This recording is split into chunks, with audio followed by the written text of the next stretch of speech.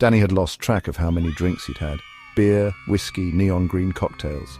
His stomach churned, but he was still grinning. The St. Patrick's Day pub crawl had been a success, and now he was the last man standing. Barely. The streets were emptier now, the celebrations dying down. Green confetti and discarded plastic hats littered the pavement. He wobbled on the curb, trying to decide if he should call a cab or risk the long walk home. That's when he noticed him. A figure lingered just beyond the streetlights. An old man dressed in tattered green clothing, his coat patched together with mismatched fabric. His skin was leathery, his eyes gleaming faintly under the flickering lamps. He held something up between his fingers, a tiny emerald green shot glass. "Need one more for the road?"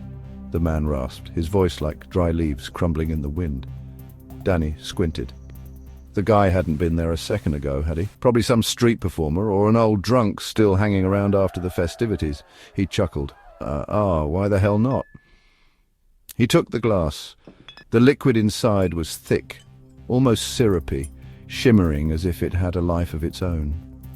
For a brief moment, his gut twisted with hesitation. But then the old man gave a knowing smile, nodding for him to drink. Danny shrugged and threw it back. The moment the liquid hit his tongue, everything changed. It burned, not like whiskey, not like anything he'd ever tasted before. It was fire, ice, electricity, all at once. His breath caught in his throat, his vision shifted.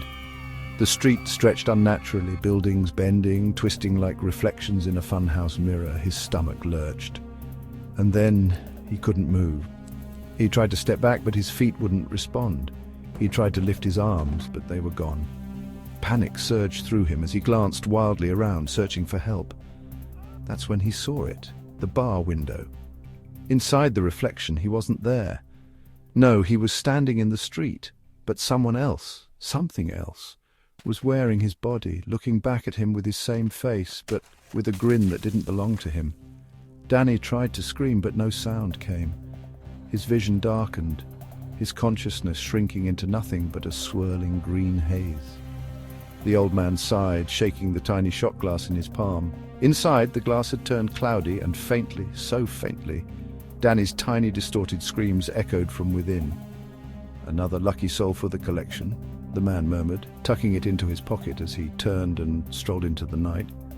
Back in the bar, the bartender hummed as he wiped down the counter. He picked up the same little green shot glass, polishing it to a gleaming shine, and set it down with a smirk. A new group of drunk revelers stumbled inside, laughing, ordering more drinks. The bartender leaned in, eyes twinkling. "Who's next?"